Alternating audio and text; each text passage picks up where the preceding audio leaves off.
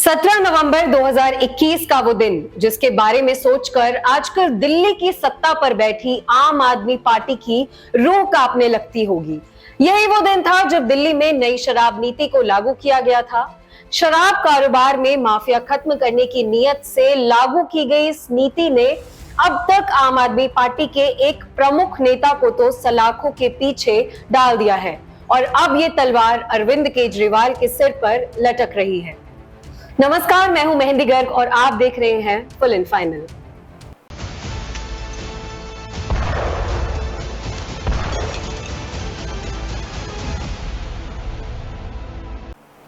दिल्ली की नई शराब नीति को लेकर सीबीआई ने मुख्यमंत्री अरविंद केजरीवाल को नोटिस भेज पूछताछ के लिए बुला लिया है। बता दें कि सीबीआई की तरफ से केजरीवाल को समन भेजा गया है और 16 अप्रैल को केजरीवाल को पेश होने के लिए कहा गया है, जिसके बाद से आम आदमी पार्टी लगातार ही केंद्र सरकार पर पलटवार करती दिखाई दे रही है। बता दें कि इस नीति को लागू करते वक्त आम आदमी पार्टी का कहना था कि शराब के कारोबार में माफिया राज को खत्म करने में यह नीति बड़ी सफलता की तरह होगी, लेकिन कुछ वक्त बाद आरोप लगने लगे कि शराब के लिए लाई गई ये नीति माफिया राज को खत्म नहीं कर रही है, बल्कि अब उसकी सूरत बदल गई है। जुलाई 2022 में तब के मुख्य सचिव ने एलजी वीके सक्सेना को एक रिपोर्ट भेजी और कथित शराब घोटाले में आरोपों से घिरा जो पहला चेहरा सामने आया, सरकार में उसकी हैसियत नंबर 2 की थी। दिल्ली सरकार में डिप्टी सीएम मनीष सिसोदिया, जिनकी छवि नेताओं के बीच अब तक सफेद पोश की बनी हुई थी, उस पर शराब घोटाले के छींटे पड़ चुके थे। यहीं से यह साफ हो गया कि यह घोटाला किसी आइसबर्ग की तरह है, जो जितना ऊपर दिख रहा है उससे कहीं ज्यादा नीचे है।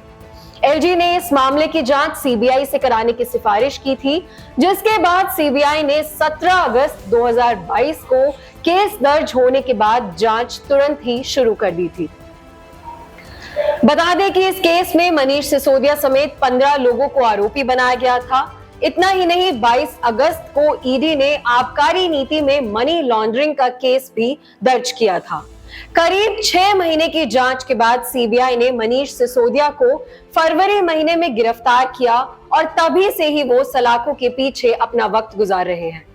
इन सभी झमेलों से सीएम केजरीवाल अभी तक बाहर थे, लेकिन अब सामने आई कहानी एक फोन कॉल की, जिसके एक सिरे पर कोई और नहीं बल्कि खुद सीएम अरविंद केजरीवाल बैठे थे। ये एक वीडियो कॉल थी जिसके जरिए सीएम केजरीवाल ने एक शराब कारोबारी को दिल्ली आकर काम करने के लिए कहा था। इस कहानी के सार्वजनिक होते ही इस पूरे मामले में अरविंद केजरीवाल भी घिर चुके हैं। केजरीवाल अब लगातार प्रधानमंत्री मोदी को लेकर आक्रामक दिखाई दे रहे हैं। केजरीवाल ने आज ही बयान दिया है कि मोदी जी, अगर केजरीवाल भ्रष्टाचारी है तो फिर दुनिया में कोई ईमानदार नहीं। आम आदमी पार्टी के राज्यसभा सांसद राघव चड्ढा का भी बयान सामने आया है। उन्होंने कहा है, मुख्यमंत्री अरविंद केजरीवाल जी ने बीजेपी वालों की नींद उड़ा रखी है। दिन रात उनके सपनों में बस केजरीवाल आते हैं और उन्हें नींद में डराते हैं। सीबीआई का ये समन बीजेपी का केजरीवाल फोबिया दर्शाता है। नहीं डरते हम तुम्हारी सीबीआई और ईडी से। इतना ही नहीं, आम आदमी पार्टी के नेता संजय सिंह ने भी कुछ कहा। उनका कहना है, अत्याचार का अंत जरूर होगा। जिस दिन दिल्ली की विधानसभा में दिल्ली के सीएम केजरीवाल ने कहा था कि देश के पीएम के दोस्त की कंपनी में लगा हुआ काला धन नरेंद्र मोदी का है, उसी दिन मैंने उनसे कहा था कि अगला नंबर आपका यानी अरविंद केजरीवाल का है। ये लोग जतन करेंगे पीएम का भ्रष्टाचार दबाने के लिए। बता दें कि इस पूरे मामले में केजरीवाल पर लगे आरोपों की लिस्ट बहुत लंबी है। जांच एजेंसियों के मुताबिक इस घोटाले की हर कड़ी अरविंद केजरीवाल से जाकर जुड़ रही है। जैसे कि ईडी ने चार्जशीट में यह भी बताया है कि केजरीवाल ने दिल्ली में शराब बेचने को लेकर आंध्र प्रदेश के एक सांसद मगुंता श्रीनिवासालू रेड्डी से भी मुलाकात की थी। रेड्डी वाईएसआर कांग्रेस पार्टी के लोकसभा सांसद हैं। केजरीवाल ने उन्हें नई शराब नीति के तहत दिल्ली में बिजनेस करने का ऑफर दिया था।